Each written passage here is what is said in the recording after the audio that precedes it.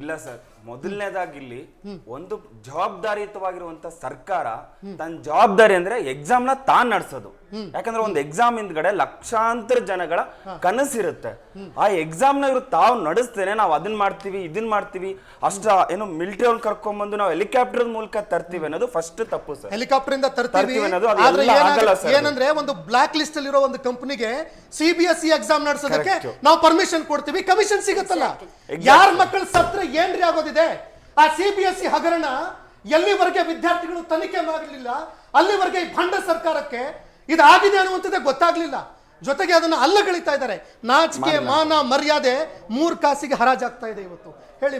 ಅಷ್ಟು ಓಪನ್ ಆಗಿ ಸರ್ ಇವತ್ತು ಟೆಲಿಗ್ರಾಮ್ ಮೂಲಕ ಕ್ವಶನ್ ಪೇಪರ್ ಹರಿದಾಡಿದೆ. ಆದ್ರೂ ಇಲ್ಲ ಕೆಲವು ಆಗಿರೋದು ನಮ್ದು ಅಂತೇಳಿ ನ್ಯಾಷನಲ್ ಟೆಸ್ಟಿಂಗ್ ಏಜೆನ್ಸಿ ಸರ್ ಇದು ಬಂದ್ ಪ್ರೈವೇಟ್ ಏಜೆನ್ಸಿ.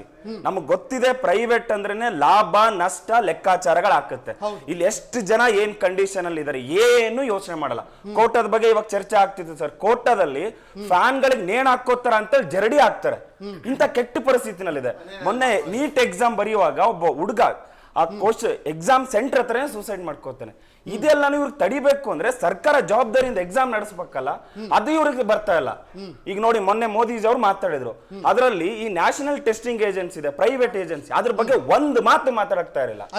ಅದ್ರ ಬಗ್ಗೆ ಬರ್ತಾ ಇಲ್ಲ. ಇವ್ರೇನ್ ಕಾನೂನು ಸರ್ ಚೇಂಜ್ ಮಾಡ್ತಾರೆ? ಸರ್ಕಾರ ಒಂದು ಎಕ್ಸಾಮ್ ನ ನಡೆಸಬೇಕು, ಅದು ಇವತ್ತು ಮಾತಾಡಕ್ತಾ ಇರಲಿಲ್ಲ ಇವರು.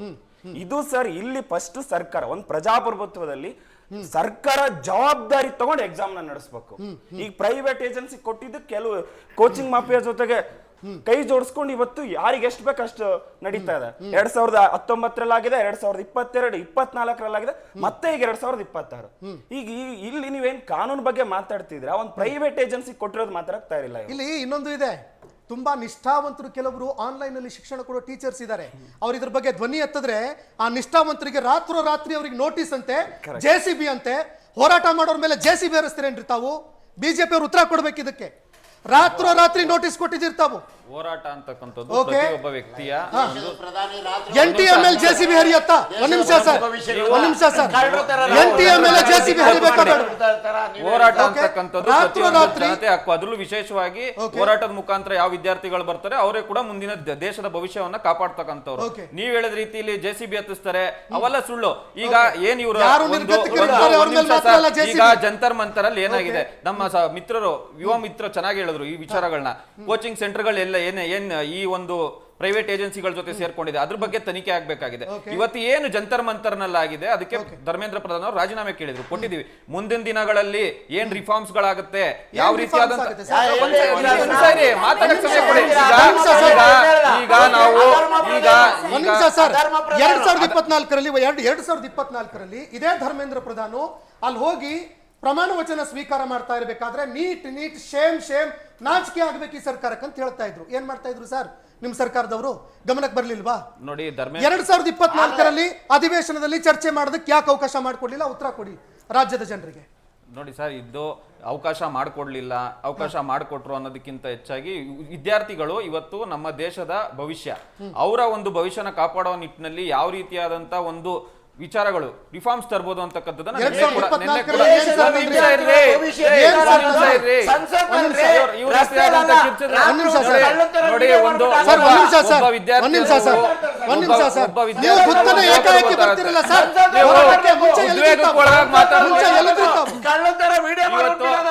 ಉದ್ವೇಗಕ್ಕೊಳಗಾಗಿ ಮಾತಾಡುವಂತದ್ರಲ್ಲಿ ನೋಡ್ರಿ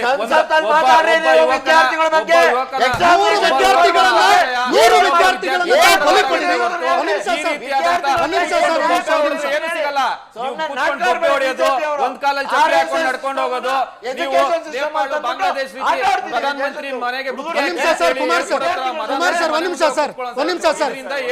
100 ಜನ ವಿದ್ಯಾರ್ಥಿಗಳು ಲಾಸ್ಟ್ 5 years ಅಲ್ಲಿ 100 ಜನ ವಿದ್ಯಾರ್ಥಿಗಳು ಆತ್ಮಹತ್ಯೆ ಮಾಡ್ಕೊಂಡ್ರು. ಭಾವನಾತ್ಮಕವಾಗಿ ಮಾತಾಡಬಾರ್ದಾ ಸರ್? ಖಂಡಿತವಾಗ್ಲೂ ಭಾವನಾತ್ಮಕವಾಗಿ ಮಾತಾಡಬಾರ್ದಾ? ಆ ಪೇರೆಂಟ್ಸ್ ಗಳನ್ನ ಮಾತಾಡ್ಸಿದೀರಾ ತಾವು?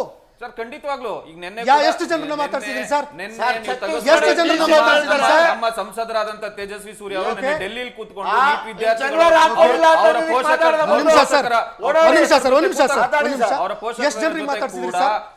ಎಷ್ಟು ಜನರಿಗೆ ಮಾತಾಡ್ಸಿದ್ರಿ? ನೂರಾರು ಜನಗಳು ನೆನೆ ಬಂದಿದ್ರು. ನಾನು ನಿಮಗೆ ಡೀಟೇಲ್ಸ್ ಕೊಡ್ತೀನಿ. ಕೂತು ಆ ವಿದ್ಯಾರ್ಥಿಗಳ ಜೊತೆ ಆ ಪೋಷಕರ ಜೊತೆ ಮಾತಾಡಿದ್ದಾರೆ. ಯಾವಾಗ ಮಾತಾಡಿದ್ರು ಸರ್? ಯಾವಾಗ ಸರ್ ನಿನ್ನೆ ಮಾತಾಡಿದ್ರ ಇಲ್ಲೇ ಒಂದ್ ನಿಮಿಷ ತಗೊಳ್ಳಿ. ಸರ್ ಒಂದ್ ನಿಮಿಷ ಸರ್ ನಿನ್ನೆ ಮಾತಾಡಿದ್ರ ಮೊನ್ನೆ ಮಾತಾಡಿದ್ರ ಸರ್ ಕಾಂಗ್ರೆಸ್ ಅವ್ರಿಗೆ ಬರೀ ನಿನ್ನೆ ಮಾತಾಡಿದ್ರ ಮೊನ್ನೆ ಮಾತಾಡಿದ್ರ ಜನವಾರ ಅಂತಾರೆ ಇವ್ರಿಗೆ ಎಲ್ಲಿದೆ ಏನ್ ನೈತಿಕತೆ ಮೇಲೆ ಕೂರ್ಸಿದಿರ ನಾವು ಯಾವುದೇ ಕಾರಣಕ್ಕೂ ಕೂಡ ಒಂದ್ ನಿಮಿಷ ಸರ್ ನೀವು ಮಾಡಿದ್ದೇನೋ ನೀವು ಯಾವ್ದೋ ಒಬ್ಬರನ್ನ ಓಲೈಸ್ಕೊಳ್ಳೋ ಅಂತ ರಾಜಕೀಯ ಮಾಡಿದ್ರೆ ಆ ಮಕ್ಕಳು ಲೇಟ್ ಆಗಿ ಬಂದ್ರೆ ನಮ್ದಲ್ಲೊಂದು ಕಾರ್ಯಕ್ರಮ ನಡೀತಿದ್ರೆ ಇವ್ರ ಕಾರ್ಯಕ್ರಮದಿಂದನೇ ಆ ಮಕ್ಕಳ ಎಕ್ಸಾಮಿನೇಷನ್ ಹೊಟ್ಟೋಯ್ತು ಅಂತ ಮಾತಾಡಿದ್ರೆ ಸರ್ ದಯವಿಟ್ಟು ತಾವು ಇಂತ ಒಂದು ತಮ್ದು ಜವಾಬ್ದಾರಿ ಏನಿಲ್ವಾ ಸರ್ ತಮ್ದು ಜವಾಬ್ದಾರಿ ಏನಿದೆ ಸರ್ ಕಾಂಗ್ರೆಸ್ನವ್ರ ಜವಾಬ್ದಾರಿ ಏನಿದೆ ಏನ್ ಮಾಡ್ತಾ ಇದ್ರಿ ತಾವು ಗೊತ್ತಿರ್ಲಿಲ್ವಾ ನಿಮಗೆ ನಿಮಗೆ ಗೊತ್ತಿರ್ಲಿಲ್ವಾ ನಿಮಗೆ ಗೊತ್ತಿರ್ಲಿಲ್ವಾ ನಿಮಗೆ ಗೊತ್ತಿರ್ಲಿಲ್ವಾ ಓಕೆ ಏನ್ ಗೊತ್ತಿತ್ತು ಸರ್ ತಮ್ಗೆ ಎಷ್ಟು ಗಂಟೆಗೆ ಬಿಡಿ ಸರ್ ಇದನ್ನ ಏನ್ ಮಾಡ್ಕೊಂಡ್ರಿ ತಾವು ಏನ್ ಮಾಡಿದ್ರಿ ತಾವು ತಮ್ಮ ಸರ್ಕಾರ ಏನ್ ಮಾಡ್ತು ಒಂದು ನಿಮಿಷ ಏನ್ ಮಾಡ್ತು ಕರ್ನಾಟಕ ತೆಲಂಗಾಣದಲ್ಲಿ ಒಂದ್ ನಿಮಿಷ ಸರ್ ಒಂದ್ ನಿಮಿಷ ತೆಲಂಗಾಣದಲ್ಲಿ ಕರ್ನಾಟಕದಲ್ಲಿ ವಸ್ತುನಿಷ್ಠ ಪರೀಕ್ಷಾ ವ್ಯವಸ್ಥೆಯನ್ನ ಮಾಡಿದ್ದೇವೆ ಇವ್ರ ಬಿಡಿ ಸರ್ ಅವ್ರಿಗೆ ಓಕೆ ಮಾತಾಡಿ ಸರ್ ಓಕೆ ಮಾತಾಡಿ ಅವ್ರಿಗೆ ಉತ್ತರ ಕೊಡಕ್ ಬಿಡ್ರಿ ನೀವು ಅವ್ರಿಗೆ ಉತ್ತರ ಕೊಡಕ್ ಬಿಡಿ 2013ರಲ್ಲಿ ನೀಟ್ ಅಂತ ತಂದಿದ್ದೆ ನೀವು ನೋಡಿ ಸರ್ 2013ರಲ್ಲಿ ನೀಟ್ ತಂದಿದ್ದೆ ನೀವು ವೀರಪ್ಪ ಮೊಯ್ಲಿ ಅವರ ಸಿಇಟಿ ಏನ್ ಮಾತಾಡಕ್ ಬಿಡಿ ಒಂದ್ ನಿಮಿಷ ಆಯ್ತು ನಾವು ನಿರ್ಗಮಿಸ್ಲಿಲ್ವಾ ಅವಾಗ ಓಕೆ ನಿರ್ಗಮಿಸ್ಲಿಲ್ವಾ ಓಕೆ ರಿಫಾರ್ಮ್ ಮಾಡ್ಬೇಕಾಗಿತ್ತು ಅಲ್ಲ ಆಗ್ಲೇ ಅವ್ರಿಗೆ ಹೇಳ್ತಾ ಇದ್ರಲ್ಲ ನಮ್ದಲ್ಲ ಅಂತ ಹೇಳ್ತಾ ಇದ್ರಲ್ಲ ಮಾತಾಡ್ತಾ ಇದಾರಲ್ಲ ಓಕೆ ಸರ್ ಮಾಡ್ಬೇಕಾಗಿತ್ತು ಸರ್ ಒಂದ್ ನಿಮಿಷ ಅವ್ರಿಗೆ ಉತ್ತರ ಕೊಡಕ್ ಬಿಡಿ ಸರ್ ಒಂದ್ ನಿಮಿಷ ಅವ್ರಿಗೆ ಉತ್ತರ ಕೊಡಕ್ ಬಿಡ್ತೀರಾ ಇಲ್ವಾ ಓಕೆ ಮಾತಾಡಿ ಸರ್ ಪರಸ್ಪರ ಮಾತಾಡ್ತಾ ಹೇಳ್ತಿದ್ರು ವಿದ್ಯಾರ್ಥಿಗಳೇ ದೇಶದ ಭವಿಷ್ಯ ಅಂತ. ಅದೇ ಭವಿಷ್ಯದ ಮೇಲೆ ಡೆಲ್ಲಿಯಲ್ಲಿ ನೀವುಗಳು ಮಾಡಿದ್ ಎರಡ ಅಶ್ರುವಾಯುಗಳನ್ನ ಹಾಕ್ತಿರಿ, ಲಾಠಿ ಚಾರ್ಜ್ ರೈತರು ಬಂದ್ರು ಅಂತಂದ್ರೆ ಬಾರ್ಡರ್ ಕ್ರಿಯೇಟ್ ಮಾಡ್ಬಿಡೋದು. ಅರೆ ಬಾರ್ಡರ್ ಅಲ್ಲಿ ಒಂದ್ ನಿಮಿಷ ಹೆಣ್ಮಕ್ಳ ಮೇಲೆ ಪ್ರೈವೇಟ್ ಪಾರ್ಟ್ ಮೇಲೆ ಹೊಡೆದು ನಗುತ್ತೀರಿ ಸರ್. ನಾಚಿಕೆ ಬರ್ಬೇಕು ಸರ್ ಇದನ್ನ ಸಪೋರ್ಟ್ ಮಾಡ್ತೀವಿ ಅಂತ ಹೇಳಿ ಬಂದಂತವ್ರು ಯಾರುಗಳು ಅಂತವ್ರ ಜೊತೆ ಇದ್ದಂತ ನೀವು ಕಲ್ಲು ಹೊಡಿತೀರಾ?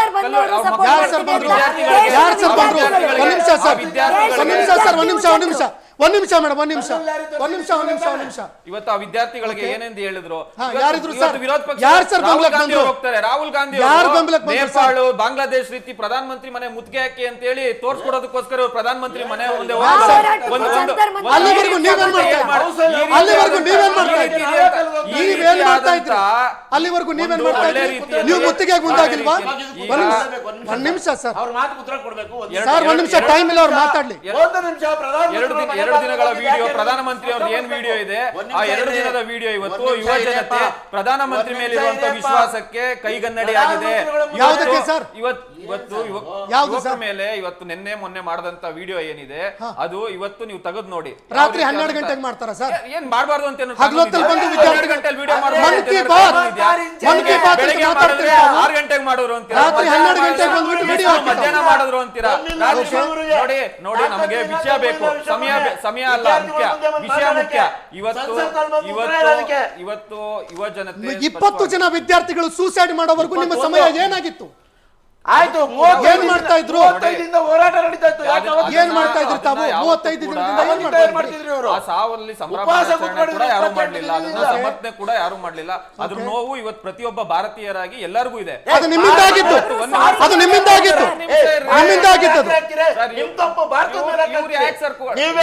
ನೀವೇ ಪರೀಕ್ಷೆ ವ್ಯವಸ್ಥೆಯನ್ನು ಹಾಳು ಮಾಡಿದ್ದು. ಕುಮಾರ್ ಸರ್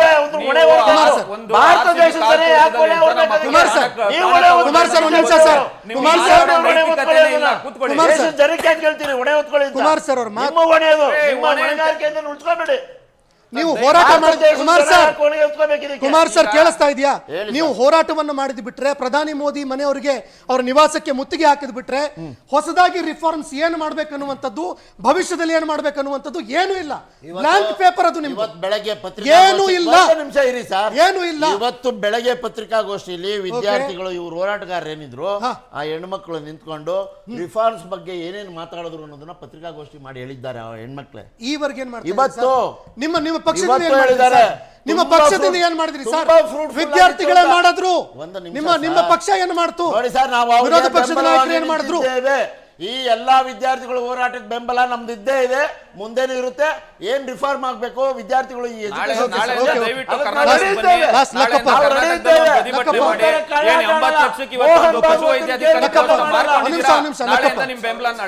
ಮಾತಾಡಿ ಸರ್. ಇಲ್ಲಿ ಇವರೇನು ಈ ತರ ಸರ್ ಪಕ್ಷಗಳ ರಾಜಕೀಯದ ಒಂದು ಸರ್ ಇಲ್ಲಿ ನೀವು ಸ್ವಾತಂತ್ರ್ಯ ಹೋರಾಟದ ನಂತರ ಬಂದ್ರೆ ನಾವುಗಳೆಲ್ಲರೂ ಕೂಡ ಗಮನಿಸಬೇಕು, ಹಂತ ಹಂತವಾಗಿ ನಾವೇನ್ ಪಬ್ಲಿಕ್ ಎಜುಕೇಶನ್ ಅಂತ ಕರಿತೀವಿ ಸರ್, ಅದನ್ನ ಇವತ್ತು ಹರಾಜ್ಗಿಡ್ತಾ ಇದ್ದಾರೆ.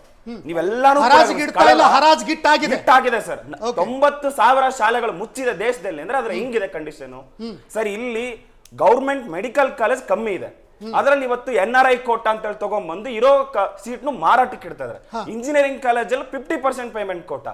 ಇದು ಒಂದ್ ಕಡೆ ಆದ್ರೆ ಸರ್, ಇನ್ನೊಂದು ನಮ್ಮ ಬೇಸಿಕ್ ಎಜುಕೇಶನ್ ತಗೊಳ್ಳುವಂತ ಸರ್ಕಾರಿ ಶಾಲೆ ಏನ್ ಇವತ್ತು ರಾಜ್ಯ ಸರ್ಕಾರ KPS ಮ್ಯಾಗ್ನೆಟ್ ಅಂತ ಹೇಳಿ ತಗೊಂಡ್ಬಂದು ಒಂದು ಗ್ರಾಮ ಪಂಚಾಯತಿ ಒಂದ್ ಶಾಲೆ ಮಾಡಿದ್ರೆ ಸರೌಂಡಿಂಗ್ ಅಲ್ಲಿ ಬರೋ 40,000 ಶಾಲೆನ ನೆಲಸಮ ಮಾಡೋದಕ್ಕೆ ಹೋಗ್ತಿದ್ದಾರೆ. ಹಾಗಾದ್ರೆ ದಿಲ್ಲಿಲಿರುವಂತ ಸರ್ಕಾರ, ರಾಜ್ಯದಲ್ಲಿರುವಂತ ಸರ್ಕಾರ ಎರಡೂ ಕೂಡ ಇವತ್ತು ಒಂದೇ ನಾಣ್ಯದ ಎರಡು ಮುಖಗಳಂತ ಇವತ್ತು ಬಂದವರೆಲ್ಲ ಅಧಿಕಾರಕ್ಕೆ ಸರ್ಕಾರಿ ಶಿಕ್ಷಣ ಸಂಸ್ಥೆಗಳ ಮಾರಾಟಕ್ಕೆ ಇಡ್ತಾರೆ ಸರ್. ಇಲ್ಲಿ ಸಾವಿತ್ರಿಬಾಯಿ ಫುಲೆ, ಜ್ಯೋತಿರಾವ್ ಫುಲೆ ಇವ್ರುಗಳ ಹೋರಾಟ ಮಾಡಿದ್ದೇನೆ ಎಜುಕೇಶನ್ ಅನ್ನೋದು ಹಕ್ಕಾಗಿ ಸಿಗ್ಬೇಕು ಅಂತ, ಅದನ್ನ ಇವತ್ತು ಮಾರಾಟಕ್ಕೆ ಇಡ್ತಾರೆ ಸರ್. ಈ ಕಂಡೀಷನ್ ತಲುಪಿದೆ ಇವತ್ತು, ಇದ್ರ ಬಗ್ಗೆ ಚರ್ಚೆಗಳಾಗಬೇಕು, ಅದಷ್ಟೇ ಅಲ್ಲ ಸರ್. ಇವತ್ತು ಸಾಕಷ್ಟು ಮಾಹಿತಿಗಳನ್ನು ಹಂಚ್ಕೊಂಡ್ರಿ. ಕುಮಾರ್ ಸರ್ ಧನ್ಯವಾದಗಳು ತಮಗೆ. ಹನುಮೇಶ್ ಗುಂಡೂರ್ ಸರ್ ನಿಮಗೂ ಕೂಡ ಧನ್ಯವಾದಗಳು. ಮನೋಜ್ ಸರ್ ನಿಮಗೂ ಧನ್ಯವಾದ. ನಿತಿನ್ ಅವರೇ ನಿಮಗೂ ಕೂಡ ಧನ್ಯವಾದಗಳು ಸರ್. ಅದೇ ರೀತಿಯಾಗಿ ಶಿಲ್ಪಾ ಮೇಡಮ್ ಧನ್ಯವಾದಗಳು. ಲಕ್ಕಪ್ಪ ನಿಮಗೂ ಕೂಡ ಧನ್ಯವಾದ. ಇಡೀ ಹೋರಾಟದಲ್ಲಿ ನಿಜವಾಗ್ಲೂ ಕೂಡ ಆ ಏನು CJPಯ ವಿದ್ಯಾರ್ಥಿಗಳಾಗಿರಬಹುದು, ಅದರ ಜೊತೆಗೆ ಯಾರ್ಯಾರು ವಿದ್ಯಾರ್ಥಿಗಳಿದ್ರು, ಎಷ್ಟು ಹೊಡಿರಿ ಅಂತ ಪ್ರಜಾಪ್ರಭುತ್ವ ವ್ಯವಸ್ಥೆಯಲ್ಲಿ ಸಂವಿಧಾನವನ್ನು ಕಾಯ್ದುಕೊಂಡು ಸಂವಿಧಾನಾತ್ಮಕವಾಗಿ ಏನು ಪ್ರೊಟೆಸ್ಟ್ ಮಾಡಿದ್ರು, ಅದು ಕೂಡ ಶಾಂತಿಪೂರ್ಣವಾಗಿ ಏನು ಹೋರಾಟ ಮಾಡಿದ್ರು, ನಿಜಕ್ಕೂ ಕೂಡ ನಾನು ಅಭಿನಂದನೆಯನ್ನು ಸಲ್ಲಿಸ್ತೀನಿ. ನೇಪಾಳದಲ್ಲಿ ಆದಂಥ ಅರಾಜಕತೆ, ಬಾಂಗ್ಲಾದೇಶದಲ್ಲಿ ಆದಂತಹ ಅರಾಜಕತೆ, ಅದ್ಯಾವುದಕ್ಕೂ ಕೂಡ ಅವಕಾಶವನ್ನು ಮಾಡಿಕೊಡದೆ ನೀವುಗಳು ಮಾಡಿದಂತಹ ಹೋರಾಟ ಸರ್ಕಾರವನ್ನು ಮಂಡಿ ಊರಿಸಿದ್ದು, ಪ್ರಜಾಪ್ರಭುತ್ವ ವ್ಯವಸ್ಥೆಯಲ್ಲಿ ಧ್ವನಿಗಳಿಗೆ ಬೆಲೆ ಕೊಡಬೇಕು ಅಂತ ನೀವೇನು ತೋರಿಸ್ಕೊಟ್ರಿ. ಈ ದೇಶ ನಿಜಕ್ಕೂ ನಿಮಗೆ ಆಭಾರಿಯಾಗಿರುತ್ತೆ ಅಂತ ಹೇಳ್ತಾ ಇವತ್ತಿನ ಚರ್ಚಾ ಕಾರ್ಯಕ್ರಮ ಇಲ್ಲಿಗೆ ಮುಗಿಸ್ತಾ ಇದ್ದೀನಿ. ನಮಸ್ಕಾರ.